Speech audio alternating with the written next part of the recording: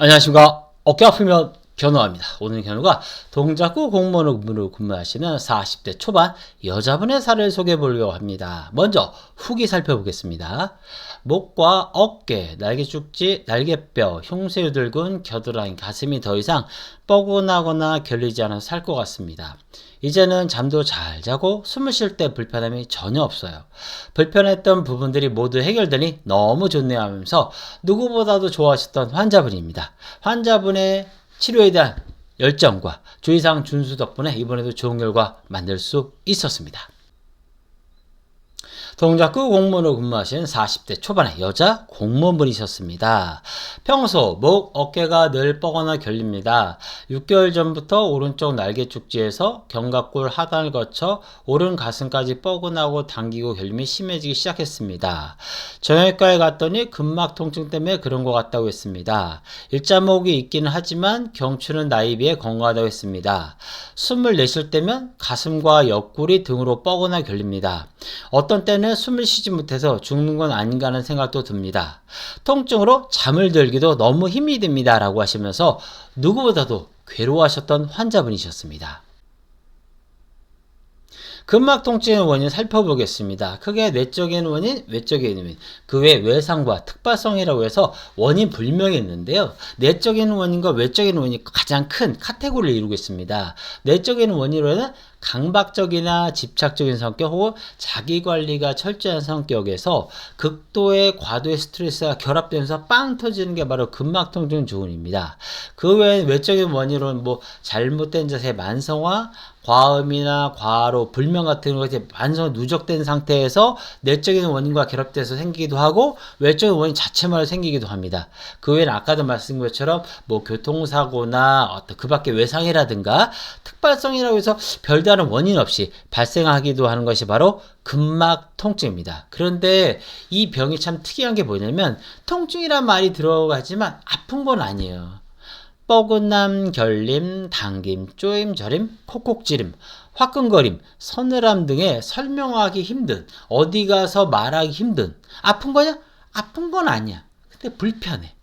설명하기 힘든, 짜증나는 불편함이거든요. 그래서 처음부터 병원을 찾기보다는 몇 개월, 1년, 2년, 10년, 20년 돼서 치료를 시작하는 경우 종종 볼 수 있습니다. 그래서 만성화되는 경우가 상당히 강한 증후 중 하나입니다. 근막 통증의 발생 원인 살펴보겠습니다. 잘못된 자세에 자꾸 자수가 무너지겠죠. 그러면 목과 어깨에 과부가 걸리면서 근막에 자극을 줄 수 있고요. 과로 같은 것들이 쌓이면서 한 번은 상관없지만 그래서 누적되다가 빵 터질 수 있겠죠. 그 다음에 거기에 이제 술까지 들어오면 더욱더 나빠지게 됩니다. 근막 통증 증후군에 크게 4가지 주의사항이 있는데 첫 번째 술, 그 다음에 커피, 그 다음에 스트레스랑 불필요한 자극인데 특히 불필요한 자극, 어디가 아플 때 주물러주거나 스트레칭을 하면 근육통 같은 경우 훨씬 더 빨라지고 그런 논문도 있고 우리도 체험에서 이미 알고 있어요. 근데 근막 통증은 그렇지 않아요.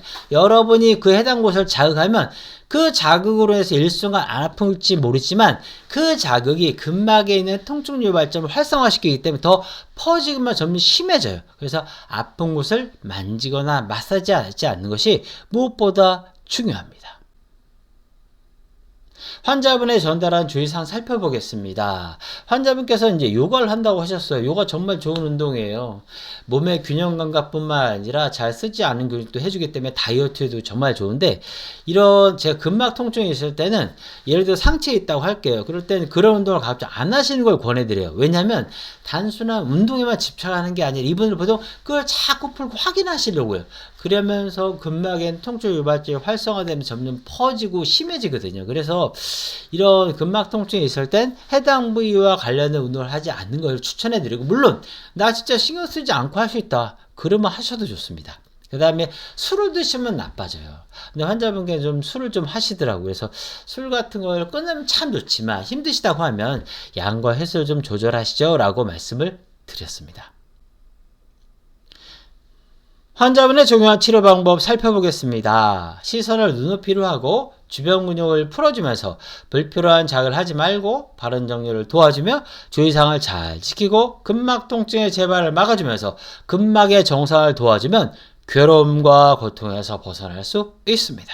저는 방송 자주 보시는 분들 아실 거예요. 제 방송 핵심보다 증상별 주의사항이에요. 근막 통증은 항상 카테고리가 4가지예요. 일단 술을 드시면 나빠져요. 술이 일단은 치료 중에는 가급적 안 하실 걸 권해드려요. 근데 뭐 정하실 수밖에 없다면 양과 횟수를 분명히 조절해야 됩니다. 일단 술이 되면 2, 3일, 3일 뻐근해지거든요. 일단 증상이 후퇴하면 환자분도 힘들잖아요. 그 다음에 커피, 콜라, 홍차, 녹차, 바카스, 에너지 드링크, 초콜릿처럼 카페인이 들어가는 걸 좀 피하시는 게 좋아요. 카페인은 우리 몸에 들어와서 나가는데 9시간 정도가 걸려요. 그러면 언제 더 치명적일까요? 오전보다 오후에 문제가 되겠죠. 그래서 오후에 되면 수면에 장애를 주게 되는데 저런 분들 계세요. 원장님, 저는 커피를 3잔 먹어도 저녁 12시에 먹어도 잠만 잘 자요. 예, 그런 분이 있는데 문제는 뭐냐면 안 드시면 수면의 깊이가 더 좋아져요. 잠을 못 자면 통증의 역치가 10에 대해서 내가 아야 하던 게 5만 돼도 아야 하기 때문에 통증의 정도가 점점 낮아질 수 있기 때문에 깊은 수면은 근막 통증 치료 증후군의 치료와 유지에서 상당히 중요합니다. 그 다음에 스트레스를 받으면 나빠지는데 스트레스는 어쩔 수 없잖아요. 그래서 스트레스를 해방할 수 있는 자기만의 도구, 예를 들어서 뭐 큰 소리에 노래를 부른다든가 뭐 좋아하는 음악을 듣는다든가 이런 자기만의 스트레스 해방 도구를 만들어 주시면 좋고요. 아울러 하루에 한두 시간 빨리 걷기나 가벼운 조깅을 하시는 것은 상당히 도움이 됩니다. 그 다음에 근막 통증 주호는요, 아까도 말씀드렸지만 근육통이 아니야. 근육통은 자꾸 해당부를 만지거나 마사지, 스트레칭을 하면 좋아지는데 근막 통증 주호는 그렇지 않아요. 그러한 외부 자극이 들어오면 그 순간은 좋은 것도 같아. 근데 그게 자극이 또 통증 유발점을 활성화시켜야 점점 퍼지고 늘어난다고요. 나는 술도 먹지 않고 커피도 오지 않고 일찍 들어와서 진짜 누구보다도 바른 생활을 하고 있는데 왜 이렇게 나빠지지? 운동까지 열심히 하는데 왜 이렇게 나빠지지? 라고 한다면 견우가 말한 4가지 중에 어떤 한 가지를, 즉 가장 중요한 건 아픈 곳을 만지거나 마사지 확인하지 않는다. 이것을 하고 있을지도 몰라요. 그래서 뭔가를 잘못하고 있는지 면밀히 체크해 주실 필요가 있습니다. 이런 증상이 나타나기 시작된 건 10년 이상은 된 것 같아요. 처음에는 목과 어깨만 불편했는데 지금은 날개 축치, 날개뼈, 겨드랑이, 가슴이 뻐근하고 결립니다. 초기에 치료했으면 이런 일이 없었을 것 같아 너무 후회가 됩니다. 지금도 뻐근함, 결림, 당김, 쪼임, 저림, 콕콕 찌름, 화끈거림, 서늘함 등의 말 못할 근막 통증으로 고통받고 있는 분들 정말 많으실 겁니다. 여러분의 고민만으로는 지금 앓고 있는 고통에서 절대 벗어날 수 없습니다. 용기를 내서 새로운 치료에 도전해보세요. 견우가 함께 하겠습니다. 건강하세요.